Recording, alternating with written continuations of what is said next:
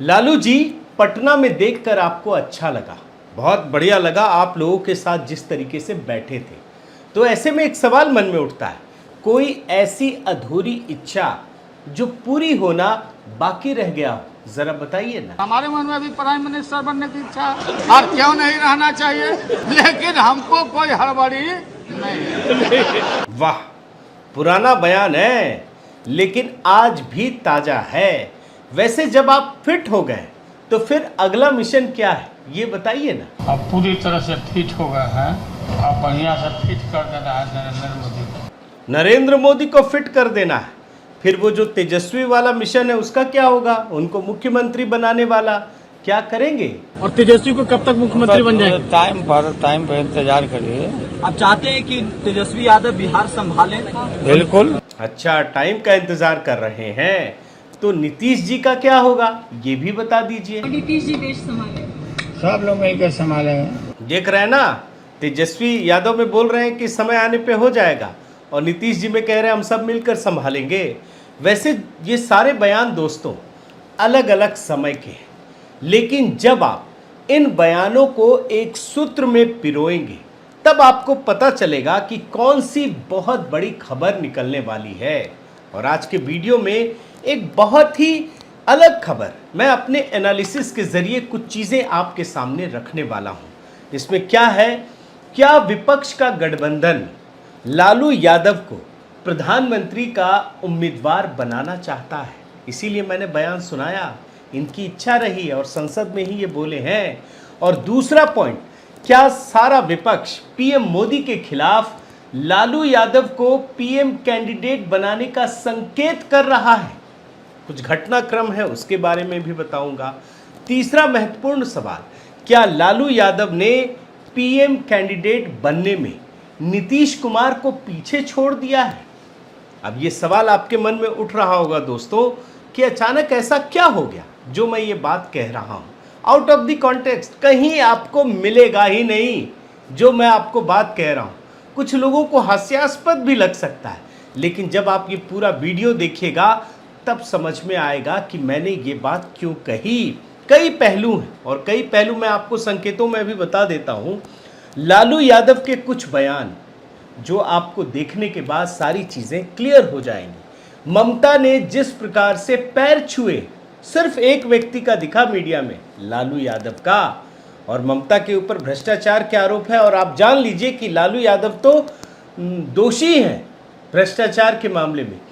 तीसरा, राहुल और लालू यादव का संवाद बड़ा दिलचस्प है, इस तरह का आपको दिखेगा नहीं, और ये जो संकेत है, केमिस्ट्री है, वो कुछ कहानी कहती है। तेजस्वी यादव का चेन्नई जाना, नीतीश कुमार नहीं गए, तेजस्वी यादव गए, वो एक बड़ी कहानी है। और एक पॉइंट और भी है कि नीतीश से हिसाब चुकता करने का ये भी एक मौका है। अब आपके मन में या कई लोगों के मन में ये भी सवाल उठेगा कि जब लालू यादव को कई मामलों में सजा हो चुकी है, वो चुनाव भी नहीं लड़ सकते कानून के मुताबिक, तो फिर प्रधानमंत्री बनने की या कैंडिडेट बनने की बात तो बेकार है ना, वो तो सही भी नहीं है। तो इसमें दोस्तों मैं एक ही जवाब दूंगा और एक ही बात कहूंगा कि राहुल गांधी को भी तो सजा हुई, उन पर भी तो चुनाव लड़ने से बैन लग गया, और वो भी सुप्रीम कोर्ट के फैसले से। मतलब जिस सुप्रीम कोर्ट के फैसले से लालू यादव बंधे, उसी सुप्रीम कोर्ट के फैसले से राहुल गांधी भी बंधे। लेकिन क्या हुआ, क्या राहुल गांधी जेल में हैं? आप सोचिए ना। और राहुल गांधी तो बाकायदा अमेरिका से लेकर मणिपुर तक जा रहे हैं, अमेरिका पर्सनल विजिट और मणिपुर में पॉलिटिकल विजिट। तो इसका मतलब ये है दोस्तों, मैं आपको ये बताना चाहता हूं कि अगर राहुल गांधी उम्मीदवार बन सकते हैं इस मामले में, तो लालू यादव क्यों नहीं बन सकते। और आज के वीडियो में इसी कहानी को, इसके जो निहितार्थ है, इसके जो संकेत है, उसके साथ डिकोड करूंगा। साथियों नमस्कार, मैं हरिश्चंद्र बर्डवा। 23 जून को जब पटना में 15 राजनीतिक दलों के लोग मिले, 15 पॉलिटिकल पार्टीज के नेता जब मिले, तो कई सारी कहानियां सामने आई। आपने पढ़ी भी होंगी, आपने देखी भी होंगी, कई सारी घटनाएं हैं और बाहर निकल करके लोग लड़ने भी लगे। कितने सारे दल, मतलब तृणमूल से लेके आम आदमी पार्टी, कितने दलों की कहानी सामने आई, लेकिन जो कहानी सामने नहीं आई दोस्तों, वो मैं आपके सामने रख रहा हूं। क्यों? क्योंकि अगली बैठक भी तय हो गई है, अगली बार भी मुलाकात का समय तय हो गया है। और ये मुलाकात शिमला में नहीं जो उस समय बात हो रही थी, बल्कि ये बेंगलुरु में होगी 13-14 जुलाई को। अब कई लोग बोल सकते हैं भैया ये तो पार्टी मना रहे हैं, मतलब पिकनिक मना रहे, पटना में गए, खाया पिया चले आए, कुछ निकला नहीं वहाँ पे, और अब जो बेंगलुरु में जाएंगे वहाँ पे भी ऐसा होगा। लेकिन ऐसा नहीं है दोस्तों, कुछ ना कुछ चीज़ें तो होती हैं। अब इस बैठक से पहले की घटनाओं को समझना ज़रूरी है, क्योंकि अगर आप उन घटनाओं को नहीं समझ पा रहे हैं तो आप ये भी नहीं पकड़ पाएंगे कि हवा का रुख किस ओर है। और मैं क्यों ये बात कह रहा हूं कि विपक्ष में लालू यादव को पीएम कैंडिडेट बनाने का तगड़ा प्रयास चल रहा है। अब मैं आपको इस बात को कहूं, देखिए कोई भी चीज़ का जो जवाब होता है ना, दो तरीके से हासिल करते हैं। एक तो जो आपको पता है उसमें टिक लगा दीजिए, और दूसरा जो मेथड होता है वो डिलीशन का होता है। मतलब पहले आप ये तय करते हैं कि कौन सा जवाब सही नहीं है, फिर आखिर में जब 4 में 2 बचता है तब आप तुक्का लगाते हैं। तो मैं पहले डिलीशन मेथड से आपको बताता हूँ कि इस समय कौन सबसे बड़े दावेदार हैं विपक्ष में। पहले उनकी आपको चर्चा करके दिखाता हूँ। राहुल गांधी, अरविंद केजरीवाल, नीतीश कुमार, शरद पवार। केसीआर भी थे लेकिन वो तो खुद ही पीछे हट गए। अब इन चारों को एक एक करके आप समझिए।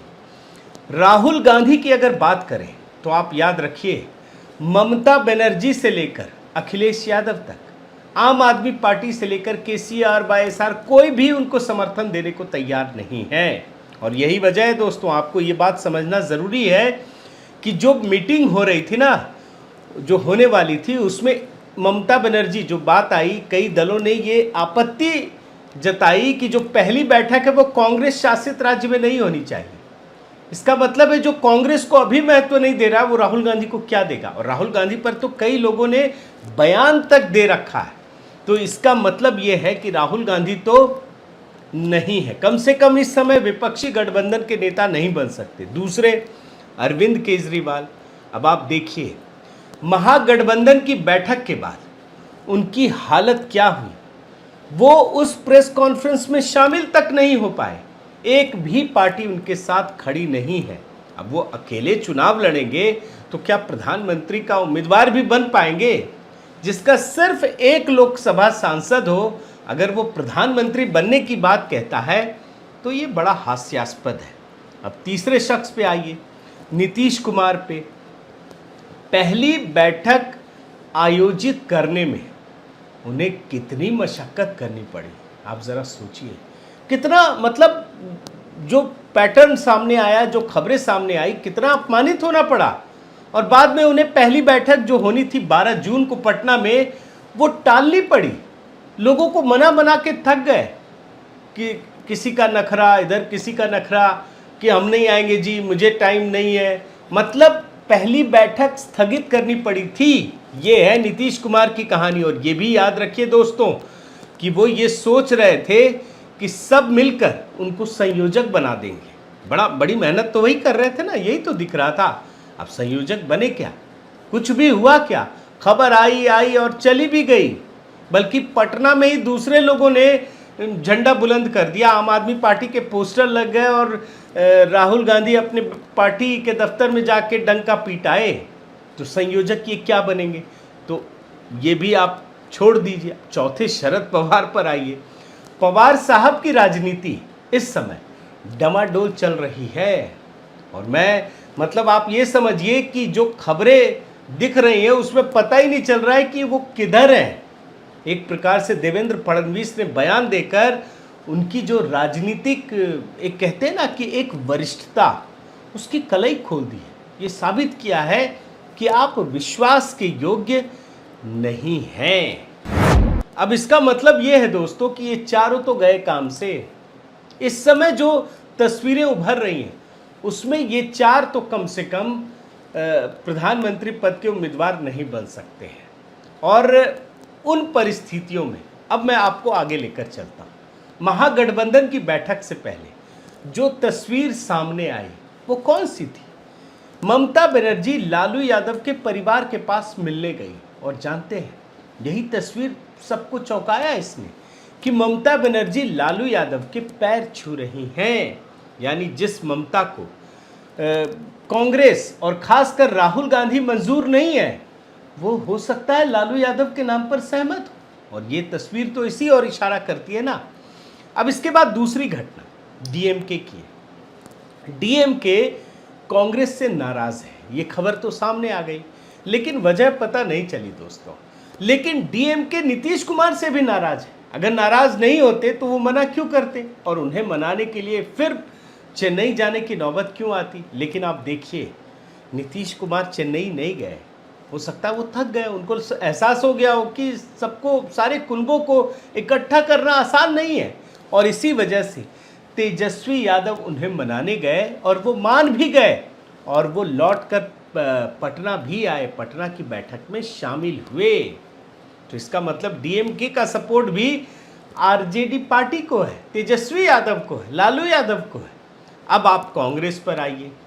कांग्रेस ने भी अपनी हकीकत को स्वीकार कर लिया है, और क्यों ये बात कह रहा हूँ, ये बयान सुनाता हूँ। उनको पता चल गया है कि एकाध राज्यों में विधानसभा चुनाव जीत लेना और लोकसभा चुनाव में प्रधानमंत्री मोदी के खिलाफ मजबूत दावेदारी प्रस्तुत करना दोनों अलग चीज है।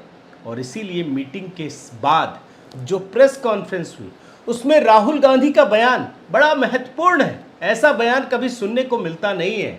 आप पहले बयान सुनिए इनका।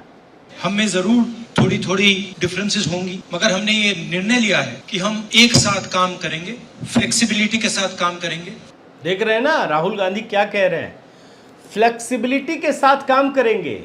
इसका मतलब है कि वो ये भी तैयार हो चुके हैं कि ज़्यादा सांसद हो, ज़्यादा राज्यों में हूँ, कोई बात नहीं, मैं किसी के लिए भी सहमत हो सकता हूँ। अस्तित्व बचाने की लड़ाई चल रही है। लेकिन बात सिर्फ राहुल गांधी की नहीं है दोस्तों। मीटिंग में जिस प्रकार से लालू यादव ने राहुल गांधी को शादी के मुद्दे पर छोड़ा, मम्मी की बात उठाई और राहुल गांधी ने उसका जवाब भी दिया, वो एक नई केमिस्ट्री का इशारा करता है। और ये वीडियो बड़ा महत्वपूर्ण है इस केमिस्ट्री को समझने के लिए, वो भी देख लीजिए। बात तो हम लोग का सलाह माने नहीं दिया, नहीं किया, शादी कर लेना चाहिए था, और अभी भी समय गया बीता नहीं है। शादी करिए और हम लोग बराती चलें, शादी करिए, बात मानिए। आपकी मम्मी हमको बोलती थी, एकदम पक्का करना पड़ेगा। मम्मी आपकी बोलती थी कि आप हमारा बात नहीं मानता, शादी करवाइए आप। देख रहे हैं ना लालू यादव क्या कह रहे हैं कि मम्मी बोलती है मेरी बात नहीं मानता है, आप करवाइए। यहाँ तक अगर बात हो रही है तो आप समझिए, इस बॉन्डिंग को समझने का प्रयास कीजिए। इस दौरान नीतीश कुमार लालू यादव को छेड़ते हैं और जानते हैं क्या कहते हैं कि आप इनकी दाढ़ी पर भी बात कीजिए। चाहते तो नीतीश कुमार भी बोल सकते थे, लेकिन उन्होंने लालू यादव से कहा, ये भी सुनिए। जो घूम रहे हैं तो शुरुआत है ना अपना ही बढ़ा दी। हाँ, तो घूमने लगे तो फिर ये बढ़ा लिए हैं, थोड़ा छोटा कर लिए। अब ज़्यादा नीचे मत ले जाइए। पता नहीं कि नरेंद्र मोदी का है, पूरा नहीं सिलवाता है, इसलिए नीतीश जी का भी राय है कि और छोटा छोटा करना चाहिए। और जाहिर है दोस्तों ये सारी चीज़ें, ये सारी बातें एक इशारा करती हैं। और इस मीटिंग से पहले तेजस्वी यादव का एक बयान भी सुनना ज़रूरी है। तेजस्वी यादव ने ये कहा कि आडवाणी के रथ यात्रा को लालू यादव ने ही रोका था, उनके पिताजी ने ही रोका था। अब क्यों याद दिलाया वो तभी समझ में आएगा, आप सुन लीजिए। लालू जी ने आडवाणी जी का रथ रोका।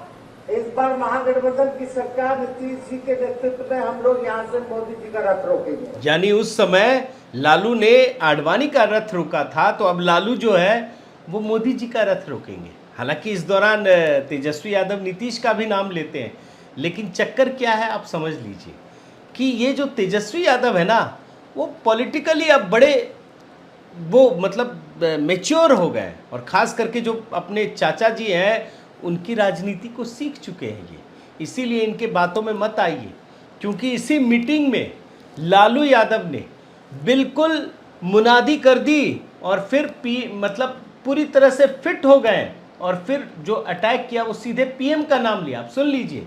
अब पूरी तरह से फिट हो गए हैं, अब बढ़िया से फिट कर दे रहा है नरेंद्र मोदी को। और इस दौरान लालू यादव के जो एजेंडे में फिट होता है ना, गोधरा और ये सारी चीज़ें, वो सिर्फ और सिर्फ प्रधानमंत्री मोदी पर ही निशाना साधते रहे। आप सुन लीजिए।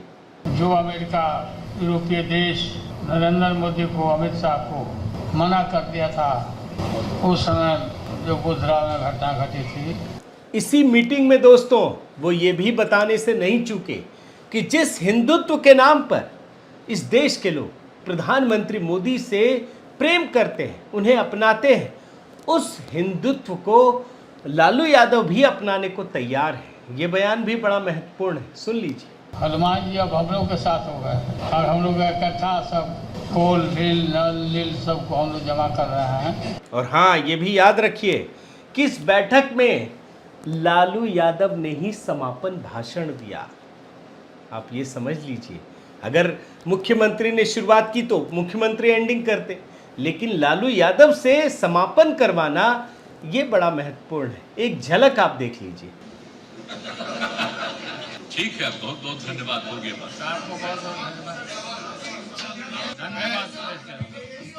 अब जानते हैं दोस्तों, लालू यादव और तेजस्वी इस बात को जानते हैं कि जिस नीतीश के मन में पीएम कैंडिडेट बनने की बातें जो है वो हिलोरे मार रही हैं, अगर कैंडिडेट के नाम पर ही सही लालू यादव खुद बन जाए तो एक प्रकार से ये बदला है। अब बदला क्यों है? क्योंकि आप जानते हैं कि नीतीश कुमार ने किस प्रकार से लालू यादव या यादव परिवार को धोखा दिया था। उनके साथ मिलकर वो चुनाव लड़े और फिर जा करके उन्हें छिटक करके भारतीय जनता पार्टी के साथ हाथ मिला लिया। इस बार वो भाजपा के साथ मिलकर चुनाव लड़े और फिर भाजपा को छोड़कर उनके साथ मिल लिए। तो वो जो जख्म है वो आज भी याद है।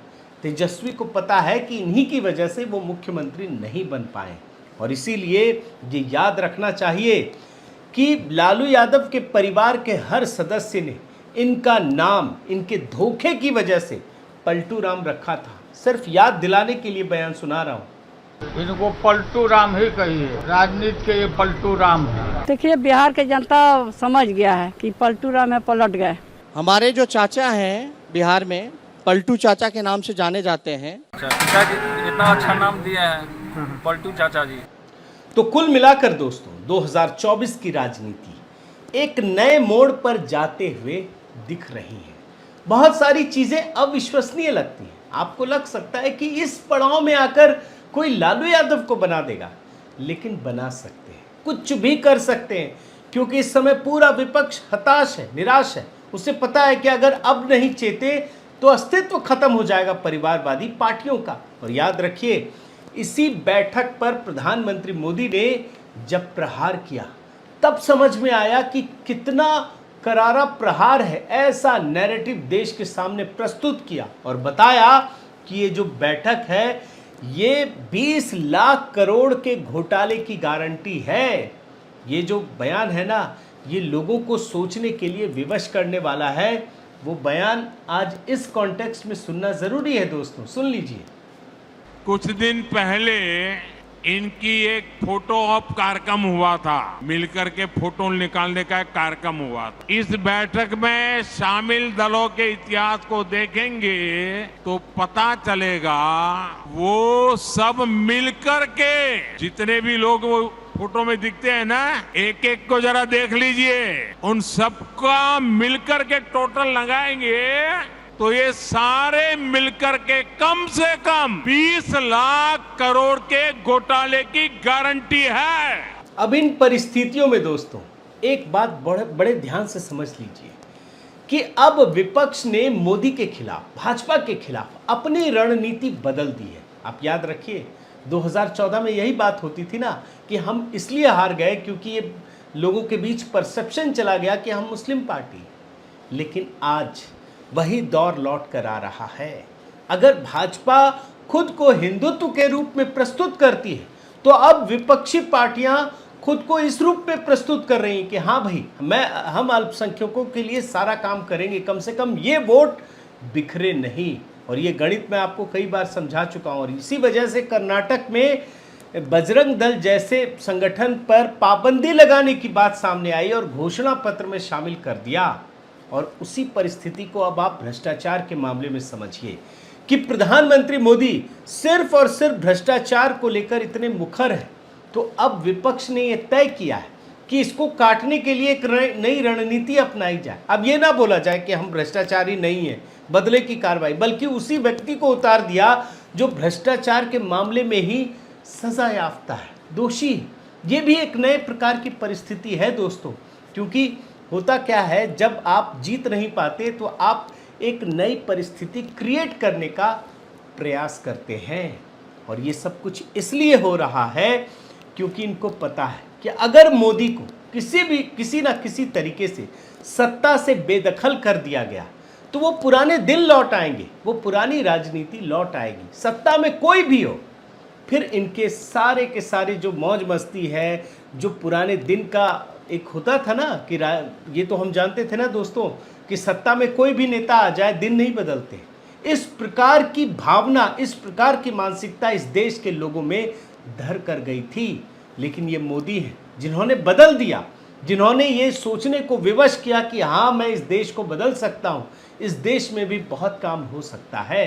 तो अब इन लोगों की कोशिश वही है कि उसी पुराने दिन की वापसी हो जाए। भले ही भाजपा सत्ता में रहे, लेकिन मोदी को हटाना ज़रूरी है। बहुत बहुत धन्यवाद। आपसे निवेदन है साथियों कि आप मेरे इस चैनल को ज़रूर सब्सक्राइब कीजिए, लाइक कीजिए, शेयर कीजिए, कमेंट कीजिए और इस बेल आइकन को प्रेस करना मत भूलिएगा। नमस्कार।